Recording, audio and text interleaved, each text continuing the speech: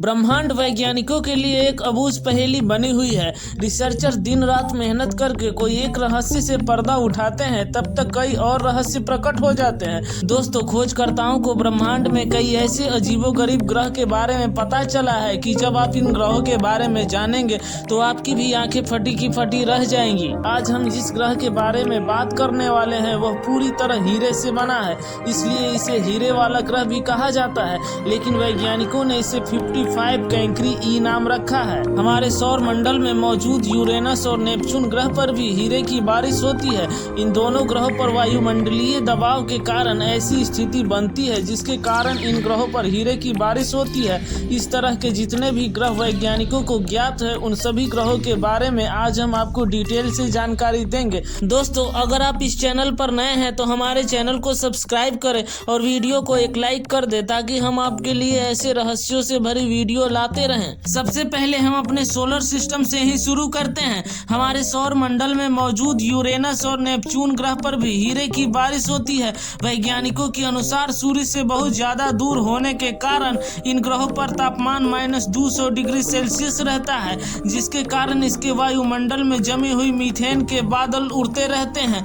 दोस्तों, मीथेन में हाइड्रोजन और कार्बन होते हैं। इन ग्रहों पर वायुमंडलीय प्रेशर इतना ज्यादा है कि प्रेशर के कारण मीथेन से हाइड्रोजन और कार्बन अलग हो जाते हैं और यही कार्बन अत्यधिक दबाव के कारण हीरे में परिवर्तित हो जाते हैं। फिर ये डायमंड यूरेनस और नेपच्यून पर बरसने लगते हैं। अंतरिक्ष वैज्ञानिक नाओमी रोवे गर्नी के अनुसार ये डायमंड बादल में मौजूद नहीं होते हैं, बल्कि एक वैज्ञानिक प्रक्रिया के कारण बनते हैं।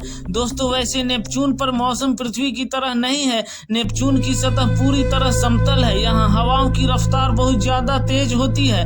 इन हवाओं की स्पीड कभी कभी 1500 मील प्रति घंटे तक पहुंच जाती है। नेपच्यून पर मीथेन की हवाएं सुपरसोनिक गति से चलती है। वैज्ञानिकों ने जब लैब में इन ग्रहों के जैसी स्थिति का निर्माण किया, तब उन्होंने पाया कि यूरेनस और नेपच्यून पर वास्तव में हीरे की बारिश होती है। यह संभावना वैज्ञानिकों को आज 40 वर्षों से थी, जो कि अब प्रमाणित हो चुकी है। दोस्तों, रिसर्चरों की एक टीम ने 30 अगस्त 2004 को 55 कैंकरी ई ग्रह की खोज की थी, जो कि एक एक्सोप्लैनेट है।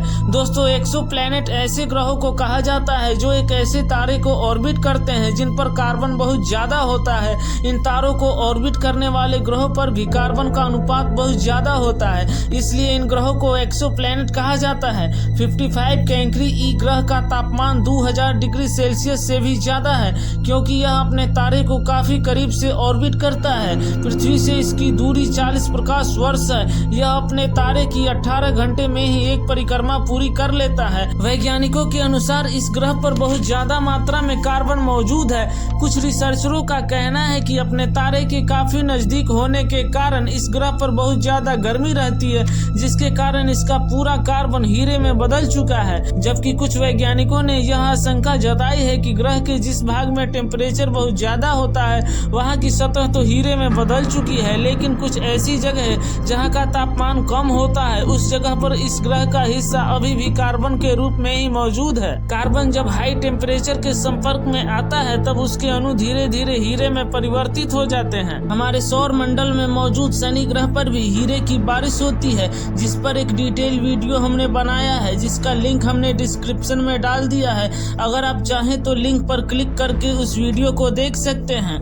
दोस्तों, यहाँ ध्यान देने वाली बात यह है कि यूरेनस, नेपच्यून या फिर शनि पर हीरे की बारिश होती है, जबकि 55 कैंकरी ई पूरा का पूरा ग्रह ही हीरे से बना हुआ है। यह पृथ्वी से काफी दूर है। अगर कोई प्रकाश की गति से भी इस ग्रह पर जाना चाहे तो उसे 40 वर्षों का समय लगेगा। फिलहाल हमारी टेक्नोलॉजी इतनी विकसित नहीं है कि हम ब्रह्मांड में प्रकाश की गति से ट्रेवल कर सके।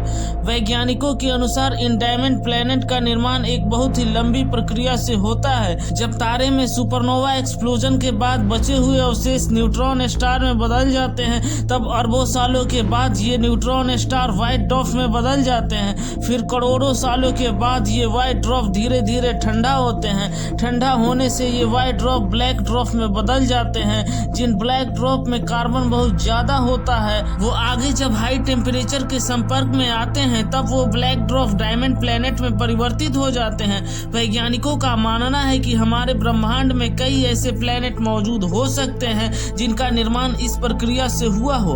दोस्तों, हीरा कार्बन से बना होता है, इसलिए जब जब भी कोई कार्बन से बना पिंड हाई टेम्परेचर के संपर्क में आएगी तब वो पिंड डायमंड में परिवर्तित हो जाएगी।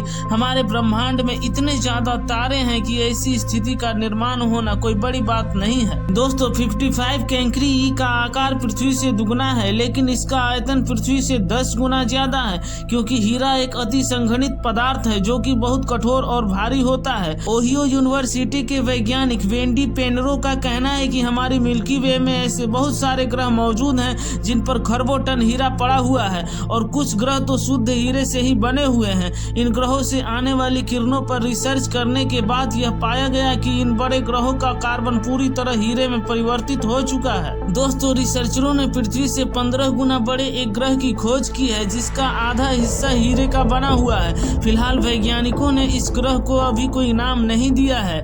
दोस्तों पृथ्वी से 1200 प्रकाश वर्ष दूर वैज्ञानिकों को एक और ग्रह मिला है जिसका नाम WASP-12b है। यह ग्रह भी अपने तारे के काफी ज्यादा नजदीक है, जिसकी वजह से इसका तापमान बहुत ज्यादा है। इस ग्रह पर रिसर्च के बाद वैज्ञानिकों ने यह खुलासा किया कि इस ग्रह पर मौजूद कार्बन हीरे में बदल चुका है।